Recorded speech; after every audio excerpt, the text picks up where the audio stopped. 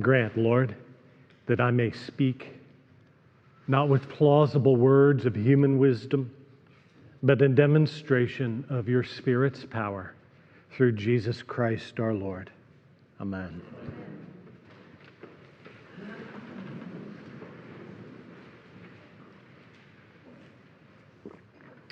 Something has changed in American society.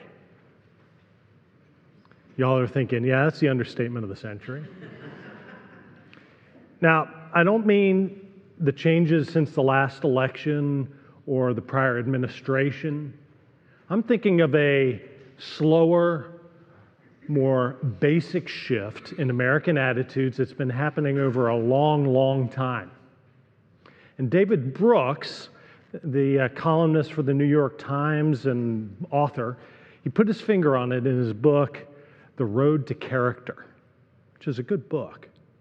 He described a broadcast aired the day after the Japanese surrendered in World War II. So he goes back that far, and he says, the most striking feature of the show was its tone of self-effacement and humility. There was no chest beating. And then he watched a football game. The quarterback threw a short pass to the wide receiver for a 2-yard gain. The linebacker who made the tackle got up from the tackle and, as David Brooks put it, did a self-puffing victory dance as the camera lingered. It occurred to me that I had just watched more self-celebration after a 2-yard gain than I heard after the United States won World War II. How's that for a contrast? Brooks pointed out that unlike today, the World War II generation had no message t-shirts, no exclamation marks on the typewriter, which is news to me, no vanity license plates, no bumper stickers with moral declarations. People didn't brag about their college affiliation or their vacation spots with little stickers on the rear window of their cars.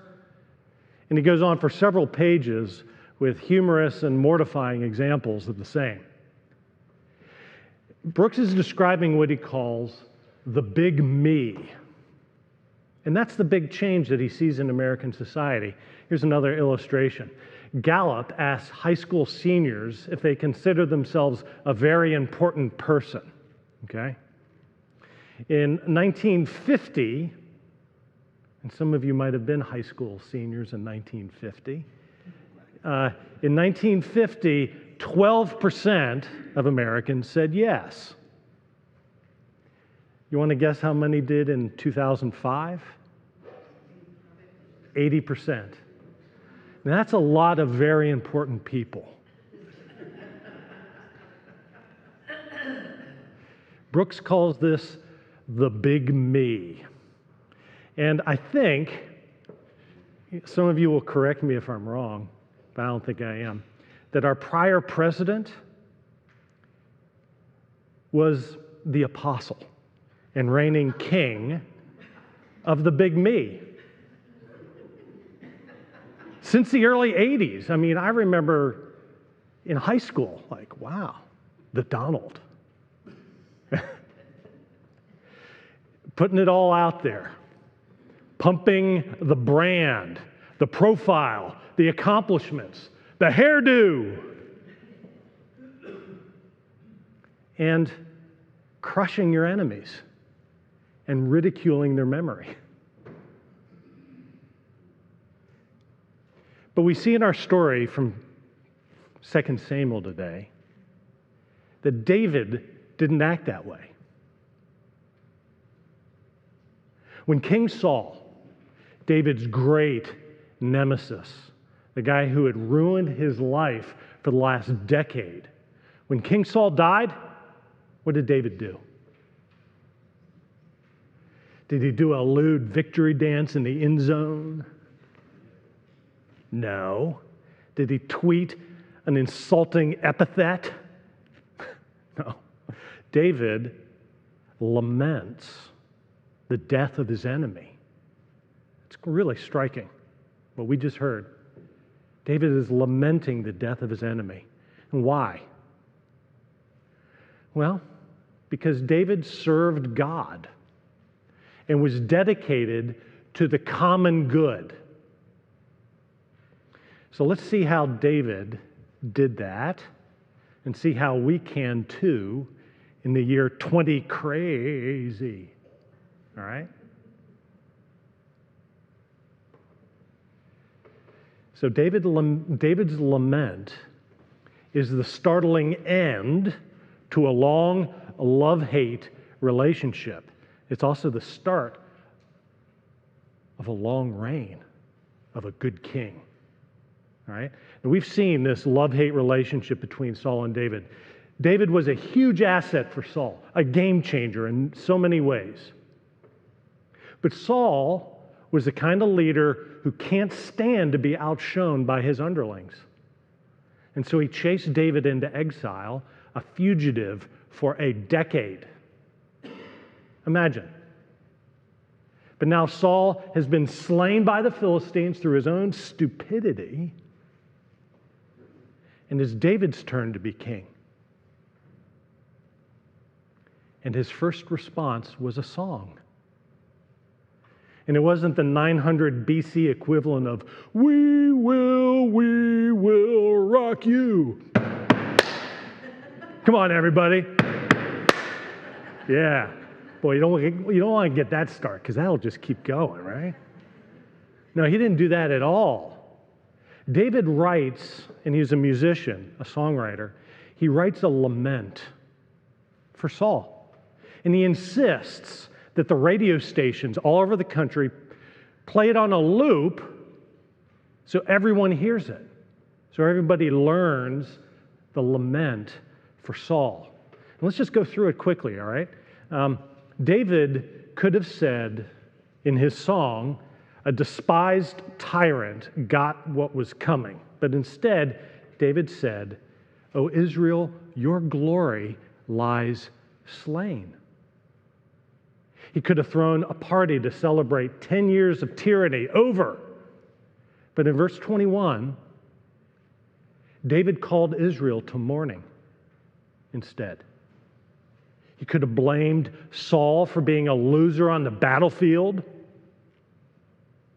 But instead, in verses 22 and 23, David praises his exploits in battle.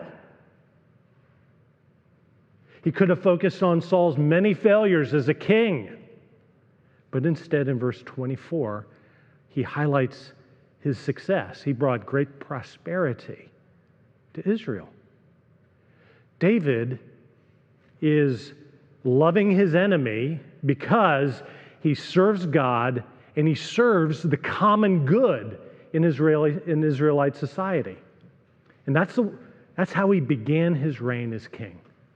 David has just passed the ultimate test in politics, the test of success. So let's jump now 3,000 years later to today. All this was 3,000, that's hard to believe, isn't it? 3,000 years ago? So what do we walk away with from this text? First, I think we need leaders like David to serve God and the common good. But in the year 20 crazy, we seem bereft, don't we? Yeah. Andrew Sullivan had a piece in the New York Post last week that describes the situation. Do you know Andrew Sullivan? Do you know who he is? Andrew Sullivan, as the editor of the New Republic magazine back in the 90s, was a liberal thought leader in the national media, kind of an intellectual guy, very smart, very articulate. And he was one of the first to come out as gay, like high-profile national guy. Before that was fashionable to do that. All right? He was a very early advocate for gay marriage Back before that was like the thing. And for Obama as president as well, all right? So a leading liberal thought leader. And last week, he noted what he called, I have a long quote here, the sudden, rapid, stunning shift in the belief system of the American elites. It has sent the whole society into a profound cultural dislocation. This is where we are. It is, in essence, an ongoing moral panic against the specter of white supremacy, which is now bizarrely regarded as an accurate description of the largest, freest, most successful multiracial democracy in human history. And basically, what he then goes on to describe is how they're blaming all social inequity in American society exclusively on American bigotry. It's your inherent bigotry as whites, as straight people, as males, all the different categories. In this mindset, you're either fighting against bigotry or you are abetting it. Sullivan continues. There's no neutrality. There's no space for skepticism, no room for debate, no space even for staying silent. Silence, remember, is violence, perhaps the most profoundly anti-liberal slogan ever invented. And that tells you about the will to power behind this movement. Liberalism leaves you alone. This successor ideology will never let go of you. Liberalism is only concerned with your actions. This successor ideology is concerned with your mind, your psyche, your deepest recesses of your soul. Free speech, only if you don't mind being fired and ostracized as a righteous consequence. Free association, you've got to be kidding. Religious freedom, illegitimate bigotry. Equality, only group equity counts now, and individuals of the wrong identity can and must be discriminated against. Color blindness, another word for racism. Mercy, not for oppressors. Intent, irrelevant. Objectivity, a racist lie. Science, a manifestation of white supremacy. Biological sex, replaced by socially constructed gender, so that women and men are interchangeable. The rule of law, not for migrants or looters. Borders, racist. Viewpoint diversity, a form of violence against the oppressed. Brooks says, we are now going through the greatest radicalization of the elites since the 1960s. This isn't coming from the ground up. It's being imposed ruthlessly from above.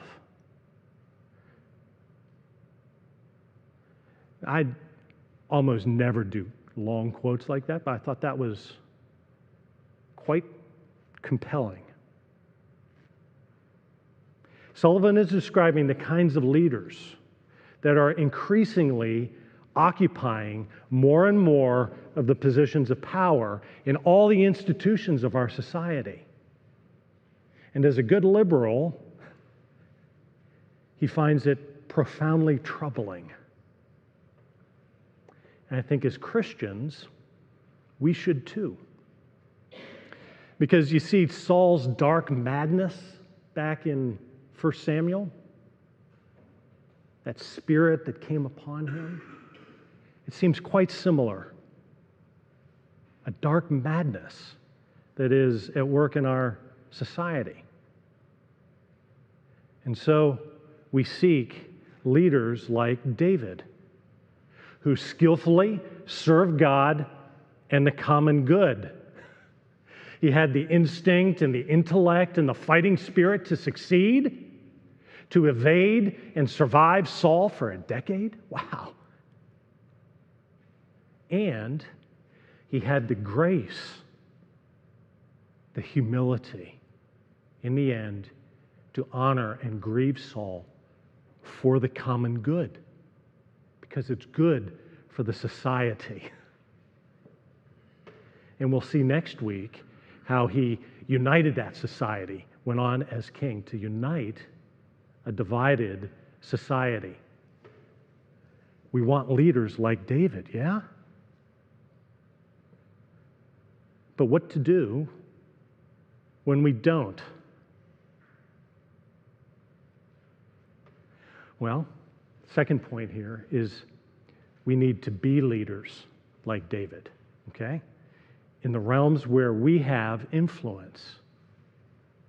And all of us do have a realm within which we have influence. Now, we have lived for decades in a wondrous little bubble with the luxury of choosing to be passive in public about God and the common good. But folks, we don't have that luxury anymore, all right? It's not going to be taken care of by other people. It's only going to be taken care of by us from the ground up. So I see David's strength and skill, his humility, and the honor that he shows his adversaries, his devotion to God and the common good, his success on the battlefield. And I see the kind of man that I want to be, that I want us to be, okay? David changed the world in 900 BC by his leadership, by his dedication to God and the common good. And folks, we're not David, but you and I can too. Yeah, thank you, Ron. You and I can too. We want to have leaders like David, and if not, we have to be willing to be leaders like David, okay? And it's not just David that we're following, because we follow Jesus. Here he is, risen and reigning over the cross that he died on. He gave his life for the common good, to save the world from evil and death and stupidity. And he rose to win the big battle, already won. And like David's kingship, it's already not yet, all right? He's got it, but there's a lot to do to get it. And this is going to be the way it is with David's kingship too. And that's where you and I come in. With daily, persistent, purposeful acts of kind strength, humble confidence, to lift up the truth, to pop those lies, to defend the innocent, to resist the ruthless, to tend to the small details of local life that together comprise the common good. All right? Right here in Purcellville in Loudoun County, right here in the Commonwealth of Virginia, to act in ways that show in the public square that Jesus is Lord. And that's what we were singing about at the start of this service. I love this hymn. Christ for the world we sing. Let's sing this last verse together. It's right here. Can I get a note, Chandra?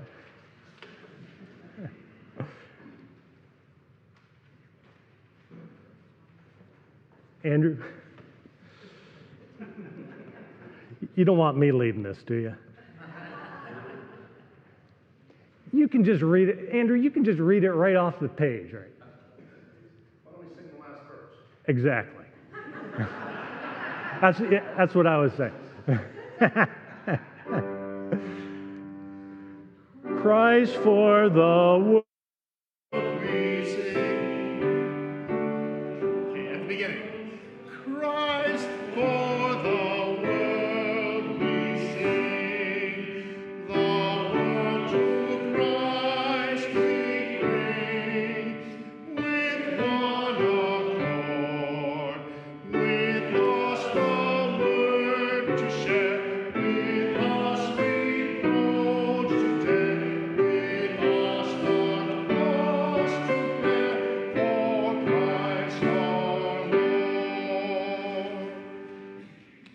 you. And sorry for sandbagging you with that. Let's take a moment of silence.